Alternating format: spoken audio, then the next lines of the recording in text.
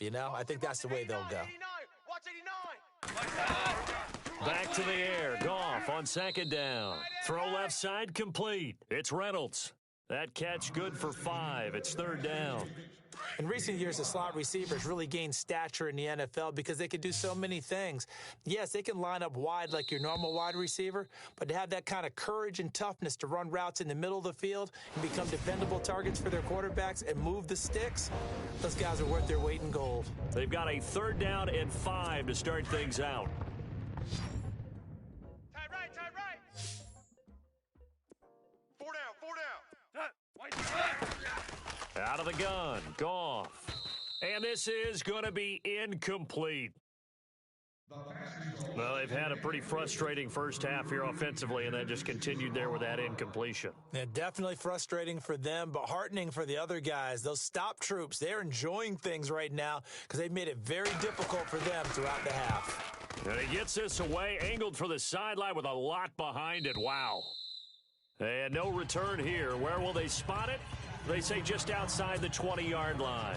Before the offense changes hands here, let's look back at the Super Bowl February 5th. What a game. I know you were there calling it offensively, though. Impressive on both sides. It certainly was, and let's face it, if you're in Minnesota, it's cold outside, but you talk about the offenses, they heated up in a big way. And how about Nick Foles? The backup quarterback turned MVP, 373 yards, 3 touchdowns, and, of course, the big one receiving on the Philly special. Quite a story. As you and I were talking about off air, it was just a fluid game. Not a lot of penalties, just really clean play. Exactly the type of game the NFL needed for the audiences at home watching. Oh, and this is going to wind up a safety.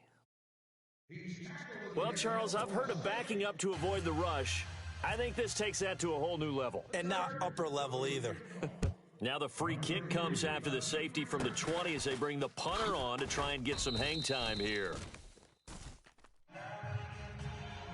In just about every special teams meeting, there's a discussion with the punter about his importance. Why? He can flip the field for your team defensively, move it deep into their own territory, or if you're backed up on offense, and he can hit a big punt and change field position and help his defense. In this case, though, field position got flipped by the return team. You can do it so many different ways on special teams. One of the things that really impressed me about Joey Bosa is that he doesn't sacrifice the run game trying to get sacks. This guy really knows how to hold the point of attack, great leverage, and then goes and sheds people and makes plays. And at 6'5", 270, just a monster. Absolute monster with a really high motor.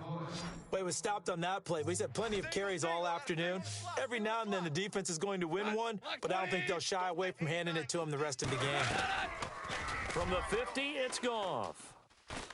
Under pressure, and he will go down. Sacked back at the 46. The amount of sacks that they've absorbed in this game is absolutely extraordinary. Let's just face it. This offensive line, flat out, cannot handle this pass rush. It's been demonstrated time and time again. And he gets this away, and look at this. This is a good one. And that'll hit in the end zone. Much too much leg there. That'll be a touchback. Before the possession switches here, I had written down that I wanted to talk about some of the awards this past season in the NFL. We know Brady was the MVP, but Todd Gurley, Offensive Player of the Year. How about that for a bounce back? Many were questioning whether he'd had a sophomore slump the season before. Didn't even get to 1,000 yards. Was a dominant force in 2017. How about his teammate Aaron Donald on the defensive side? He took home Defensive Player of the Year award. Yeah, very impressive. They had both sides of the ball. Sean McVay deserving, I think you would agree, of Coach of the Year. Yeah, definitely. I mean, what he did for the Rams when they went from last in the league in scoring to leading the league in scoring and winning a division title. And how about the New Orleans Saints? Rookie of the Year, offense and defense. Alvin Kamara on offense, Marshawn Lattimore on defense. Bree's going to try and throw on third down. And right side, Henry's got it. And he gets it to the 34. Good enough for the first. 7 yards there, good enough to move the sticks. Many different ways to create space, but on that play, he did it with that big, wide body of his. Didn't get a whole lot of yardage on the play, but it did what it was supposed to. Pick up a first down. And he's able to take this one up to the 35-yard line. Just a yard on the catch there. It'll be 2nd and 9. Well, the strategy was evident there. Get it to your tight end and make it a one-on-one play with a cornerback. Who's usually going to win that one? The tight end, but not there. Not in this situation. How about the corner defeating that logic and making a really nice tackle? And there's a run to be happy with. Good, solid yardage. He'll take that anytime you hand the ball to him back. Breeze now to throw. Oh, there's that man again. It's complete. The completion there winds up a wash, and it'll bring up 4th down. And that's when it's fun to play defense. When you're able to diagnose a play right from the beginning, get all your guys to the football, and spill the play, that's when you have a lot of fun playing on that side of the ball.